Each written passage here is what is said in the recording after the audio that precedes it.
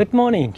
Today we are starting our political theory course, our distance learning political theory course by Thomas Hobbes. Before proceeding to understand what Thomas Hobbes' philosophy is and what he contributed to political theory, let us give a brief background about Thomas Hobbes.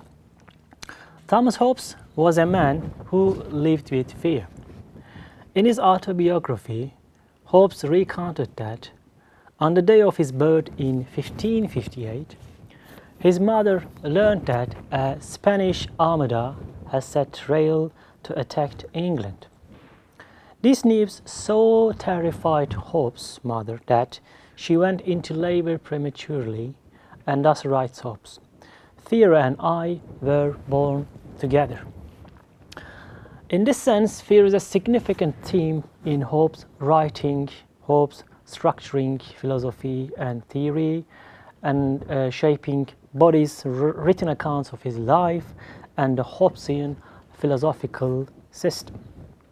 Leviathan, one of the main works of Thomas Hobbes, or one of the most important work, and also one of the most influential philosophical texts produced during the 17th century, was written partly as a response to the fear Thomas Hobbes experienced during the political turmoil of the English Civil War, which was a series of armed conflicts between parliamentarians known as Roundheads and royalists known as Cavaliers over principally the manner of England's government. In the 1640s, it was clear to Hobbes that Parliament was going to turn against King Charles I, so he fled to France for 11 years. Terrified that, as a royalist, he would be persecuted for his support of the king, Hobbes composed Leviathan while he was in France. The book was finally published in 1651, 2 years after the Parliament ordered the beheading of Charles I and took over the administration of the English nation in the name of the Commonwealth. It is also important to analyze the Leviathan's cover. Leviathan rigorously argues that civil peace and social unity are best achieved by the establishment of a commonwealth through social contract. By the way, commonwealth refers to a multitude of people who together consent to a sovereign authority established by contract to have absolute power over them and for the purpose of providing peace and common defense. So Hobbes' ideal commonwealth is ruled by a sovereign power responsible for protecting the security of the commonwealth and granted absolute authority to ensure the common defense. Hobbes describes the commonwealth as an artificial person and as a body politic that mimics the human body. The frontispiece to the first edition of Leviathan, which Hobbes helped design, portrays the commonwealth as a gigantic human form built out of the bodies of its citizens, the sovereign as its head. Hobbes calls this figure the Leviathan, a word derived from the Hebrew for sea monster and the name of a monstrous sea creature appearing in the Bible. The image constitutes the definitive metaphor for Hobbes' ideal government. His text attempts to prove the necessity of the Leviathan for preserving peace and preventing civil war. A giant crowned figure is seen emerging from the landscape, clutching a sword and a crosshair, beneath a quote from the book of Job. I'm quoting, "There is no power on earth to be compared to him," linking the figure to the monster of that book. The torso and arms of the figure are composed of over 300 persons.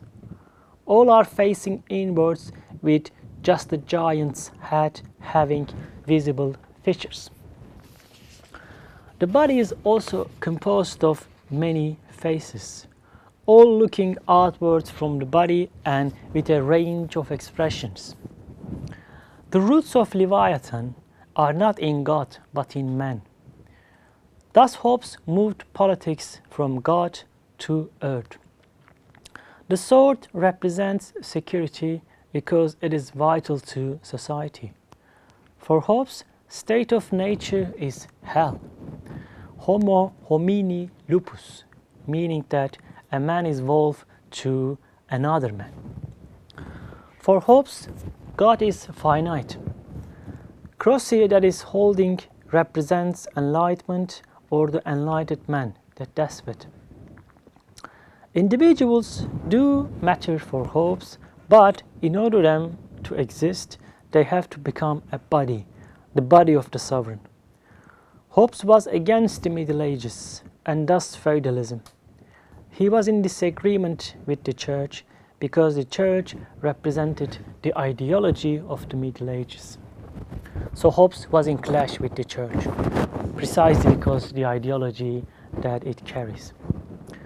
Hobbes is in between Renaissance and Enlightenment. As you know, the Renaissance was a period in European history from the 14th to the 17th century, regarded as the cultural bridge between the Middle Ages and modern history. It started as a cultural movement in Italy in the late medieval period and later spread to the rest of Europe, marking the beginning of the early modern age. So in Hobbes' time, capitalism managed to erase feudalism from the history, but feudal men were still around. So capitalism did something good for Hobbes, but feudal men were not eliminated from history, which is of course impossible. You can evict an idea, but you can't kill everyone who represents that ideology. Hobbes begins his treatise on politics with an account of human nature. He presents an image of man as matter in motion, attempting to show through example how everything about humanity can be explained materialistically. Materialistic, or the philosophy of materialism, states that physical matter and its motion explain all phenomena in the universe and construct the only reality that human beings can experience. Hobbes proceeds by defining terms clearly and, of course, in an unsentimental way. Good and evil are nothing more than terms used to denote an individual's appetites and desires, while those appetites and desires are nothing more than the tendency to move toward or away from an object. Hope is nothing more than an appetite for a thing combined with opinion that it can be had. Hobbes suggests that the dominant theology of the time, scholasticism, thrives on confused definitions of everyday words, such as incorporeal substance, which for Hobbes is a contradiction in terms. Scholasticism refers to the system of theology and philosophy taught in medieval European universities. It was based on the Aristotelian logic and the writings of the early Christian fathers, and emphasizing narrow-minded insistence on traditional doctrines and dogmas. Hobbes describes human psychology without any reference to the summum bonum, or the greatest good, as previous thought had done. Not only is the concept of a summum bonum superfluous, but given the variability of human desires, there could be no such thing. Consequently, any political community that sought to provide the greatest good to its members would find itself driven by competing conceptions of that good with no way to decide among them. The result would be civil war. There is, however, Hobbes states, a summum malum, or greatest evil. This is the fear of violent death. A political community can be oriented around this fear, according to Hobbes. Since there is no summum bonum, the natural state of man is not to be found in a political community that pursues the greatest good. But to be outside of a political community is to be in an anarchic condition. Given human nature, the variability of human desires and need for scarce resources to fulfill those desires, the variability of human desires and the need for scarce sources, or the state of nature, as Hobbes calls this anarchic condition, must be a war of all against all. Even when two men are not fighting, there is no guarantee that the other will not try to kill him for his property or just out of an aggrieved sense of honor, so they must constantly be on guard against one another. It is even reasonable to preemptively attack one's neighbor. The desire to avoid the state of nature as the place where the summum bonum of violent death is most likely to occur forms the polyester of political reasoning. It also suggests an absolute sovereign. But who or what is the sovereign? These are, before proceeding to that, let me identify the two definitions of sovereignty according to Hobbes. The sovereign in a society is a person or body of persons who, first, has been given the right governing through the social contract, two, has the three marks of sovereignty, namely control of the military, ability to raise money, and control of religious doctrines. So, according to Hobbes, the first definition of sovereignty, or the first defining of sovereignty, is to govern through a social contract. And second, a good sovereign has the ability to control of the military, to raise money, and to control of religious doctrines. In this sense, Hobbes' sovereign is an absolutist in the sense that there is no right to resist or there is no right to rebellion on any ideological grounds.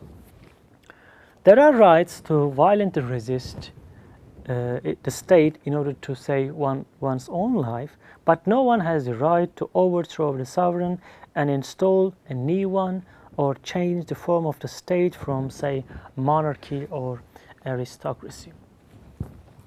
But what can we say about Hobbes' philosophy? What are the shortcomings of his own philosophy? And what is the importance of Hobbes for political theory? By denying the legitimacy of using nature as the foundation of philosophical knowledge, Hobbes issues a direct challenge to natural philosophy as conceived of by Francis Bacon. According to Bacon, natural philosophy should be based on an experimental natural science grounded in natural history. However, Hobbes suggests that nature does not provide secure first principles, and therefore a science grounded in language rather than nature is more adequate for making incontrovertible claims. Hobbes' philosophy makes the radical claim that truth is a social construction and argues that its own conclusions are perfect or correct precisely because they too are socially constructed. When everyone has agreed upon the foundation of knowledge, there is no room for dispute. In contrast, there can be no truth based on an objective nature, for each individual experiences the world differently, and thus the configuration of reality is subject to inevitable disagreement and debate. For Hobbes, eliminating disagreement is essential to eliminating the conditions for civil war. Peace is the ultimate purpose for this philosophical program, entirely grounded in social consent.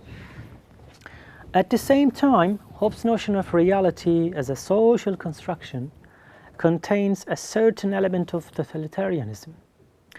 His notion of an all-powerful judge of definitions, making decisions that cannot be disputed, resembles totalitarian philosophy. It advocates the control of reality through power negotiations, but accepts completely the powerlessness of the individual to change that constructed reality. So in this lesson, in this first lesson of political theory, we attempted to summarize Thomas Hobbes' philosophy or his contribution to political theory. We simply argued that Thomas Hobbes is the first one, perhaps, or through Thomas Hobbes, we are now talking about the politics of fear, because fear is a significant theme in Thomas Hobbes' writing.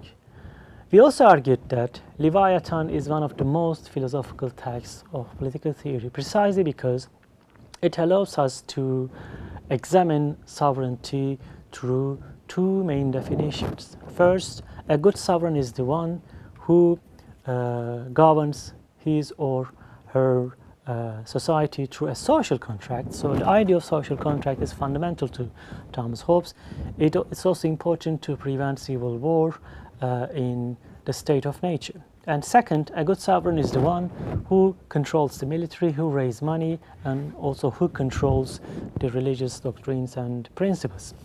Next week, we will continue our discussion by emphasizing the importance of exception and sovereignty in the German jurist theorist Carl Schmitt.